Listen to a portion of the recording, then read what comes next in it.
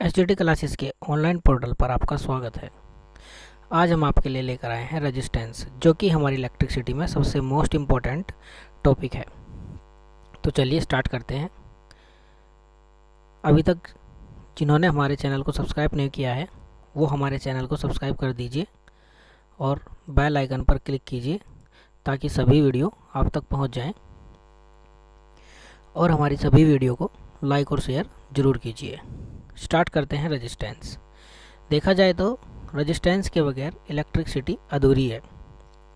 जिस तरह से साइकिल में घर्षण बल और ब्रेक दोनों का होना बहुत ज़रूरी है, उसी तरह से हमारी इलेक्ट्रिसिटी में भी रेजिस्टेंस का होना बहुत ज़रूरी है। रेजिस्टेंस ज़्यादा हो जाए तो इलेक्ट्रिसिटी के लिए वो भी ख़तरनाक है, और रेजिस्टेंस कम हो तो वो भी ख़तरनाक है, यानी कि रेजिस्टेंस मध्यम होना चाहिए। रेजिस्टेंस हमारी करंट के मार्ग में बाधा होता है। आप सभी जानते हैं ये रुकावट होता है हमारी इलेक्ट्रिसिटी में करंट के मार्ग में। अगर करंट के मार्ग में रुकावट ना आए तो करंट हमारी बहुत ही ज़्यादा गति से फ्लो होगी। आपको पता है करंट की जो गति होती है वो प्रकाश की चाल के बराबर होती है, यानी 3 × 10⁸ मीटर पर सेकेंड। तो बात करते हैं रेजिस्टेंस मटेरियल के अकॉर्डिंग। रेजिस्टेंस हमारा कंडक्टर में 0 ओम होता है, इंसुलेटर में इन्फिनिटी, सेमीकंडक्टर में डिपेंड ऑन द मटेरियल। सभी जानते हैं रेजिस्टेंस का मात्रक ओम है।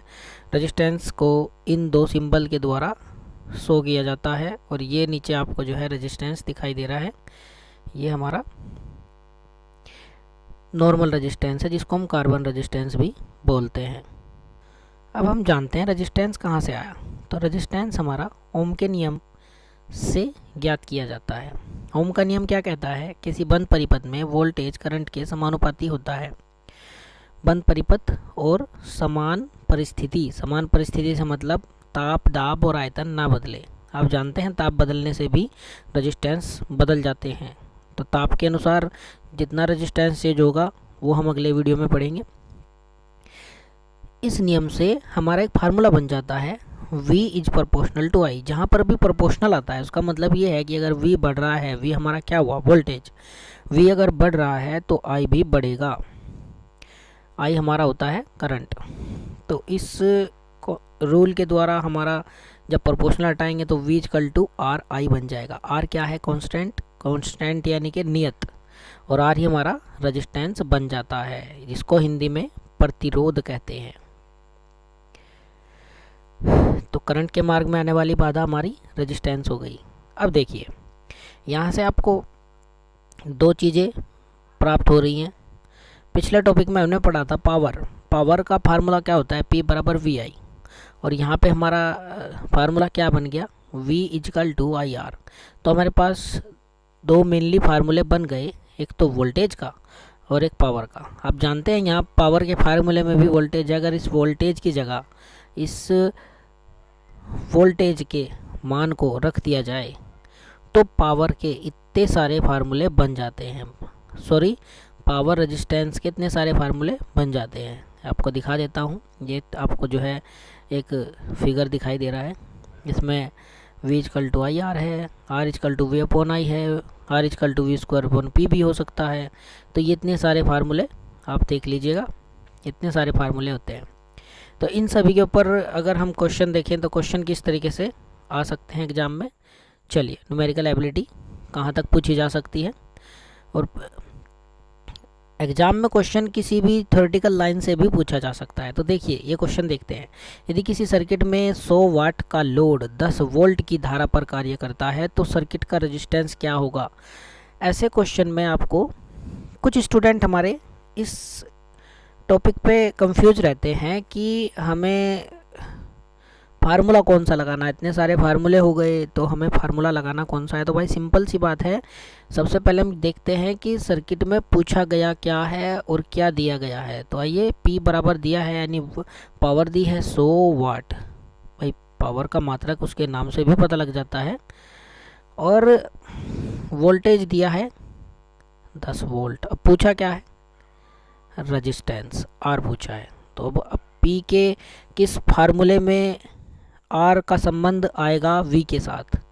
तो मेरे हिसाब से P बराबर वी स्क्वायर अपॉन आर, मैं लिख देता हूँ यहाँ पे P बराबर V square upon R, R इधर चला जाएगा तो यहाँ से हमारा आर निकल जाएगा। वी स्क्वायर की वैल्यू रखें 10 गुणा 10 डिवाइड बाई P की वैल्यू कितनी है 100, तो यहाँ से दोनों जीरो हमारी समाप्त हो जाती हैं। तो कितना आ गया भाई, आर बराबर 1 ओम। देखिए कितना सिंपल क्वेश्चन है, बस फार्मूला पुट करना था।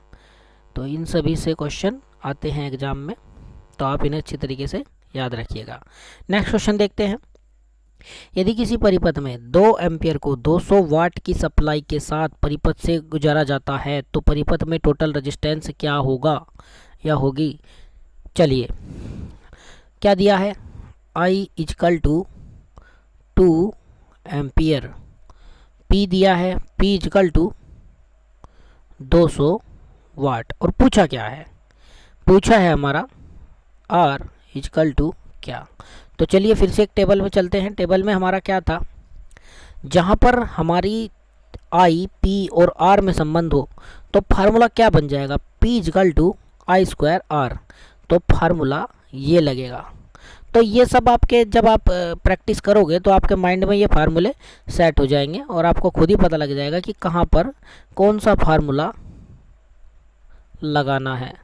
तो P बराबर आई स्क्वायर आर हो गया। I की वैल्यू रखी है 2 इंटू 2, P की वैल्यू दी गई है 200 बराबर, और R मल्टीप्लाई में है तो 2 इंटू 2 डिवाइड में चला जाएगा, यानी R is equal to 200 divide by 2 into 2।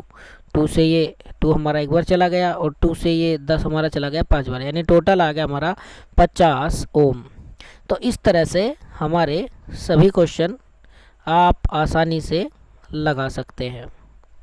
तो मुझे अंदाज़ा है आप सभी को रेजिस्टेंस अच्छी तरीके से समझ आ गया होगा। अगली वीडियो में मैं आपको बताऊंगा रेजिस्टेंस को किस तरह से जोड़ा जाता है, यानी रेजिस्टेंस का श्रेणी क्रम, समांतर क्रम और संयुक्त क्रम, इन सब के बारे में बताऊंगा, इन सब के क्वेश्चन कराऊंगा। चलिए वीडियो देखने के लिए धन्यवाद।